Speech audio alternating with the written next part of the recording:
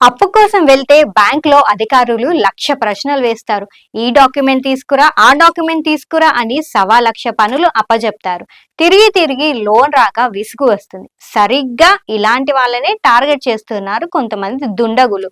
Loans ఇప్పిస్తామని చెప్పి consultancy పేరుతో దుకాణం తెరిచి అందిన కాడికి దోచుకుంటున్నారు. కరీంనగర్ జిల్లా గంగాధర్‌లో ఇలా మోసం చేస్తున్న వ్యక్తిని అరెస్ట్ చేశారు కరీంనగర్ పోలీసులు.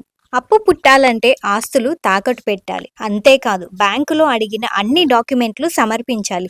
లక్షల్లో లోను కావాలంటే సవా లక్ష ప్రశ్నలు అడుగుతారు. దీంతో బ్యాంకుల చుట్టూ లోన్స్ కోసం తిరిగేవారు ఆయా అధికారులు చెప్పే కండిషన్స్ని ఫుల్ఫిల్ చేయలేక తర్వాత రుణాలు రాక ఏదైనా పని చేసుకుందామంటే చేతిలో డబ్బులు లేక దిక్కులు చూస్తూ ఉంటారు. సరిగ్గా ఇలాంటి వారిని టార్గెట్ చేస్తున్నారు దోమల రమేష్ అనే వ్యక్తి.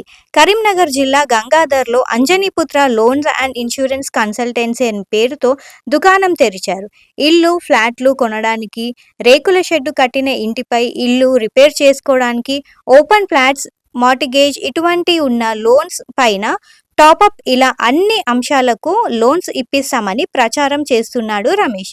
ఇంకేముంది, ఆయన దుకాణం ముందు చాలా మంది క్యూ కట్టారు. వారి దగ్గర నుండి తలా 5,300 వరకు టోకెన్ అమౌంట్ కాజేశాడు.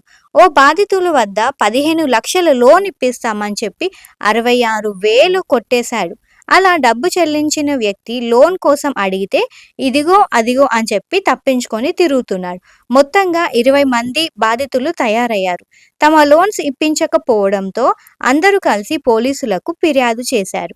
దీంతో రంగంలోకి దిగిన పోలీసులు దోమల రమేష్ను అరెస్ట్ చేశారు. మరోవైపు గంగాధర్ మండలంలో కొంతమంది 2,700 కడితే నిత్యావసర సరుకులు ఇప్పిస్తామని చెప్పి డబ్బులు వసూలు చేస్తున్నారు. ఇలాంటి వారు ఎక్కడైనా కనిపిస్తే తమకు ఫిర్యాదు చేయాలని చెప్తున్నారు పోలీసులు.